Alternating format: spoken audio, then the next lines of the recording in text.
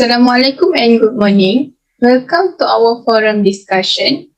Today, we are gathering to deeply discuss the current hot topic about teaching young scientists the challenge and trends in Malaysia's science education. But before we start, I would like to introduce our special panel today. Our first panel is Aimi Iliyana binti Ghazali. Next, we have Maizatul Izzanti binti Zaid, followed by me, Siti Afrina binti Muhammad Muslim. Okay, without further ado, I would like to start our discussion. Due to the situation we are facing right now, which is producing a young scientist in Malaysia, what do you think about this issue, panel 1? Okay, thank you, moderator. Assalamualaikum warahmatullahi ta'ala wabarakatuh and a very good day. In my opinion, teaching young scientists is to foster a new generation of scientists who are inspired to improve the world with science. So in order to do that, we need to improve our science education in Malaysia. First of all, I would like to raise the recent trend that happened in science education in Malaysia in order to teach young scientists. The recent development in global science education, namely the STEM education, has influenced the landscape of science education in Malaysia. In particular, the national science curriculum has been revised to accommodate the philosophy of the STEM education as envisioned by the Ministry of Education. The STEM education is viewed first as STEM field, which covers traditional disciplines such as physics and biochemistry. Next, a STEM stream enrollment of students in stream of their choice at the upper secondary level. And lastly, the STEM approach, which is pedagogical approach that emphasizes on students' activities, solving real-world problems. So thus, the nature and structure of the science teacher education in Malaysia are inevitably affected. So question has been raised for this trend as to whether the teacher education in Malaysia is able to prepare the teachers and students for the demands and challenges of the evolving global landscape. Next, I will explain about the challenges in science education in Malaysia. Firstly, implementation of higher order thinking skills in science education. The teaching and learning in Malaysia was still monopolized by low-level thinking instead of higher order thinking skills. Teachers have difficulties in constructing higher order thinking questions for the students. So why this happened? The causes of or exercises related to this high-level thinking skill were not being introduced to the teachers during the teachers training and service. The teachers also are not given enough exposure to teaching methods and pedagogy of high-level thinking skills. This proves that there is a problem that needs to be studied for the good of the Malaysian educational institution. Next, other challenges that I found in our educational science system, which is science teacher do not receive training on STEM education. Despite the science teacher being held responsible to teach the STEM, they do not receive any comprehensive training on STEM education.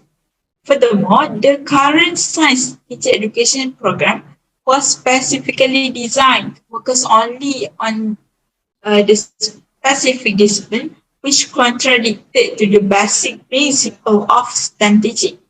It should be taken into account that STEM education is relatively new in Malaysia and substantial time is required for the science teacher to develop a cohesive understanding to effectively apply the STEM pedagogical approaches in the classroom.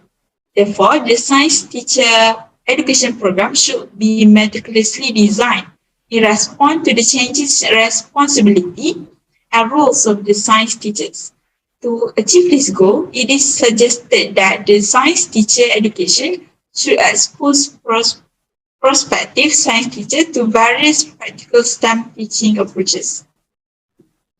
Other than that, a majority of science teachers are struggling in making connection across the STEM disciplines. The lack of an exhaustive understanding of STEM would be potentially lead to the feeling of incompetency among the science teacher itself. So, as indicated earlier, the Ministry of Education has developed and conducted a diagnostic exercise to identify the gaps in content knowledge and pedagogical skills amongst teachers of the STEM subjects. So I have a suggestion that most importantly, there should be a predict need assessment research on science teacher in terms of knowledge and skills. Such need assessment will not only inform the development of an effective training program, but also to be able to keep in pace with the ever-changing revision of our science curriculum. The cascade training model, which is being practiced in Malaysia, is in good in principle. Nevertheless, in practical terms, not all the teachers have the opportunity to experience in service training or professional development.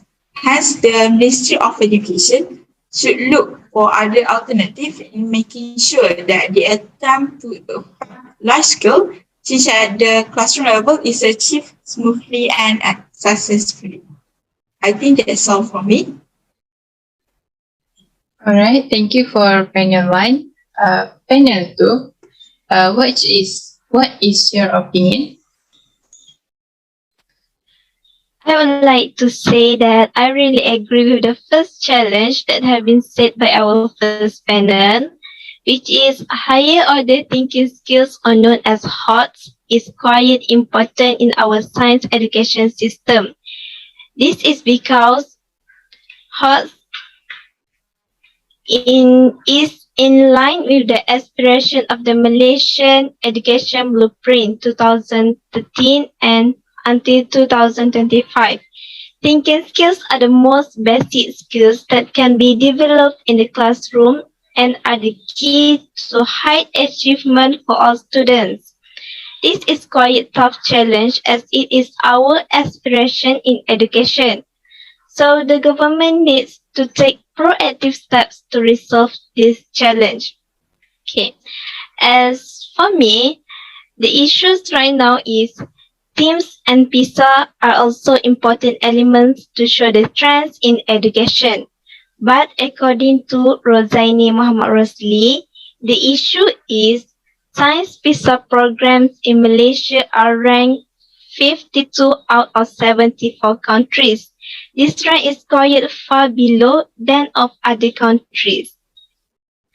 And according to Nabila Abdullah, their research shows that some teachers have a problem applying the pedagogy methods in their teaching.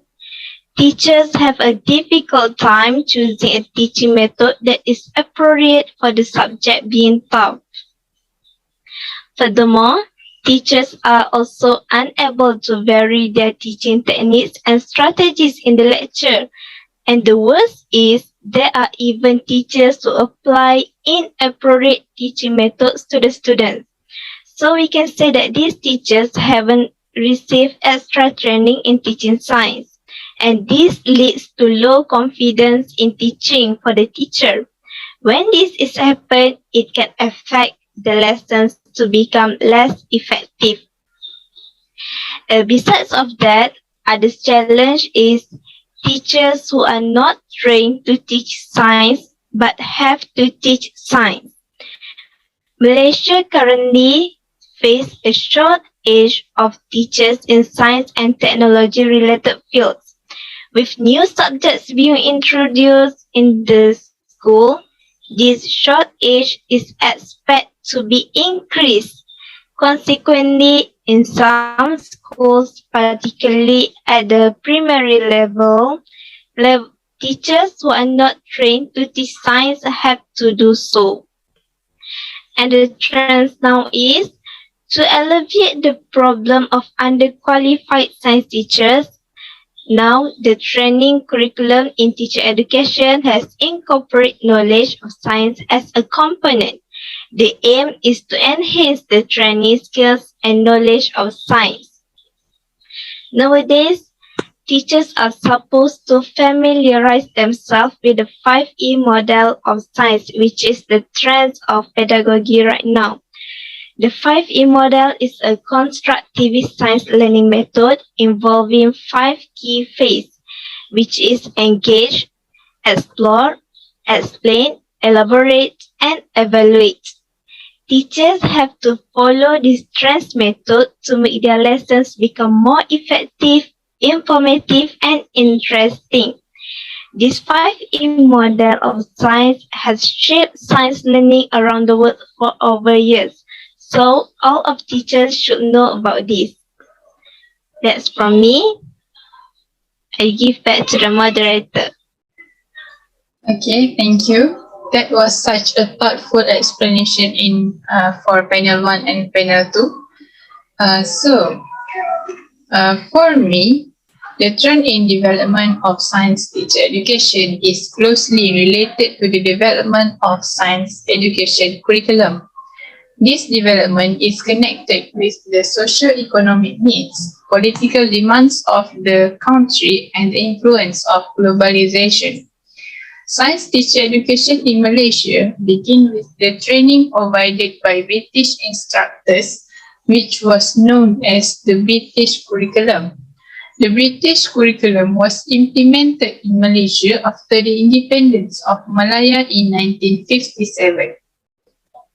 When the medium of instruction for science teacher education was switched to Malay in 1980s, then according to Haji Ahmad 1998, the KBSR aims to focus more on the 3 R's, which are reading, writing, and arithmetic, by reducing the heavy content-oriented curriculum.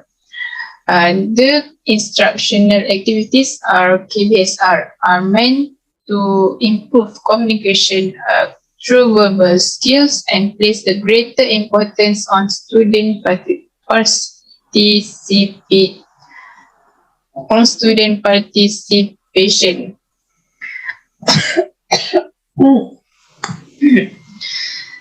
Moreover, there was another advancement in Malaysia's science teacher education in 2003. PPSMI, which is Pengajaran dan Pembelajaran Sains dan Matematik dalam Bahasa Inggeris, was established after the Malaysian government decided that science and mathematics should be taught in English at all levels of elementary and secondary education. As a result, English was used to teach educational studies, science content, and technique courses. Then the policy of teaching science and math. Then the policy of teaching science and math in English ended in 2012. In primary school, the medium of teaching in science was switched to Malay. The primary school standard curriculum or curriculum standard sekolah rendah, which is KSSR, was created to prepare pupils for the challenges of the 21st century and is based on the standard learning document. In comparison to KBSR, KSSR used technology to implement a more student-standard curriculum. This is to counterbalance Malaysian classroom teaching and learning, which is mostly teacher-centered. So, there are a lot of new challenges that arise when the science curriculum is implemented in the school. The most obvious is the lack of laboratory equipment for tests or skilled personnel to carry them out, which cannot be totally resolved in a short period. The first issue arises when there is a lack of appropriate teaching and learning conditions. There is a lack of teaching facilities too, such as the human model has affected students' academic performance, resulting in a lack of eagerness in science. Time 1991 goes on to describe the issues with the English curriculum in further detail. Malaysian instructors were not trained to teach science and mathematics in English when the PPSMI program was first implemented. As a result, inappropriate English usage in a daily thing in scientific and mathematics school. This may have an impact on students who consider science and mathematics to be frightening and confusing. Furthermore, conceptual issues emerge with Malaysian students finding it is difficult to connect science experiments from the curriculum developed from Western culture to their daily lives. This occurred because the curriculum's content and structure reflect the post-Sputnik era, which emphasized scientist science. Understanding the context of science, particularly the usage of Greek alphabets in the formula, is an example of something that many students in developing nations like Malaysia are struggling with. In the psychological context, exam-oriented education is designed to allow teachers to finish the syllabus, but due to lack of time, teachers will take shortcuts by verbally discussing the results of science experiments rather than letting their students undertake experiments. This gives significant impacts on the students' desire to engage in scientific research as well as their ability to do so. I think that's all from me. So what do you think for panel 1 and 2? Is it okay?